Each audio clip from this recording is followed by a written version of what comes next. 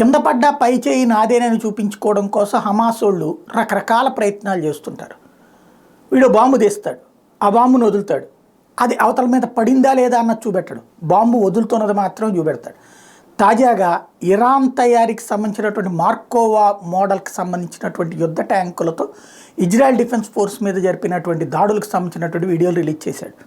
ఈ మధ్య కాలానికి ఇదివరకటికి తేడా ఏంటంటే, ఇదివరకు వీళ్ళు డ్రోన్ అటాకో మిస్సైల్ అటాకో చేయడం చూపించి ఆ తర్వాత అక్కడ పారిపోతున్నటువంటి ఇజ్రాయెల్ సైనికులు, ప్రాణాలు కోల్పోయిన సైనికుల్ని చూపించేవాళ్ళు.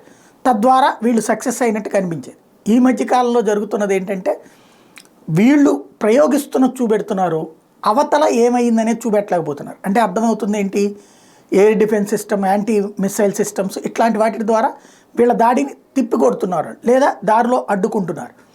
దాంతో ఒకవైపు మాత్రమే చూపెడుతున్నారు. బాలయ్య గారి డైలాగ్ లాగా తాజాగా చూస్తే మార్కోవా బ్రాండ్కి సంబంధించినటువంటి ట్యాంక్స్తో తాము ధ్వంసం చేశామంటూ కొన్నింటిని ప్రకటించుకుంది. మైటీ మార్కోవా మార్కోవా ట్యాంక్స్తో చేశామని. బట్ అది ఎంతవరకు వాస్తవం అన్నది ధృవీకరించేటటువంటి యంత్రాంగం లేదు.